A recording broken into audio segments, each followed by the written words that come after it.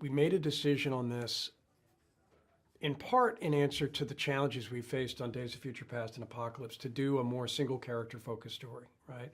And in doing that, we also wanted to find a way to do a much more grounded, real tone. Because part of what I think the superpower of these movies are the characters. And so we wanted to get deeper into the characters that serve as the bedrock for the franchise. And this story with that tone allowed us to do that.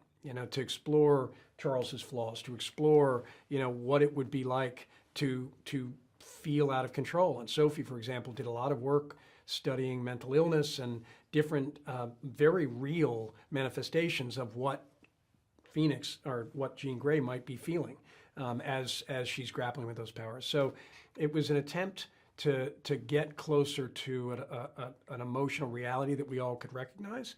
And I think that's a step away from what we've seen before in the X-Men films. First and foremost, it's at the core of the X-Men is the exploration of being different and trying to find your place in the world. And I think that is a timeless emotional idea and dilemma.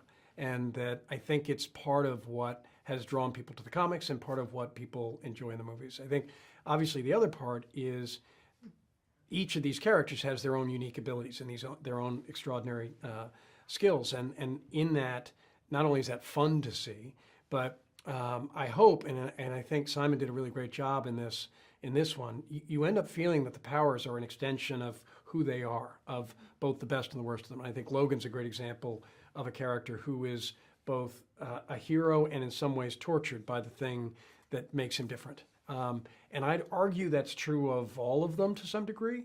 It's both a burden and a gift.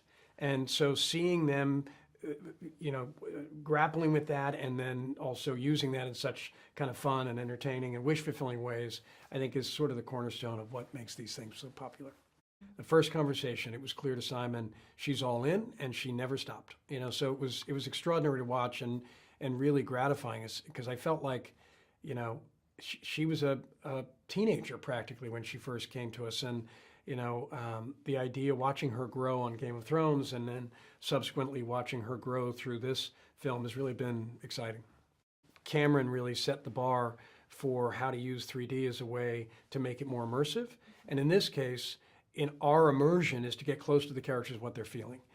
So the hope is that in 3D you get to inhabit the realm and the world of the X-Men more intimately than you otherwise would in a film that generally is attempting to be a bit more intimate and not be quite so spectacle driven.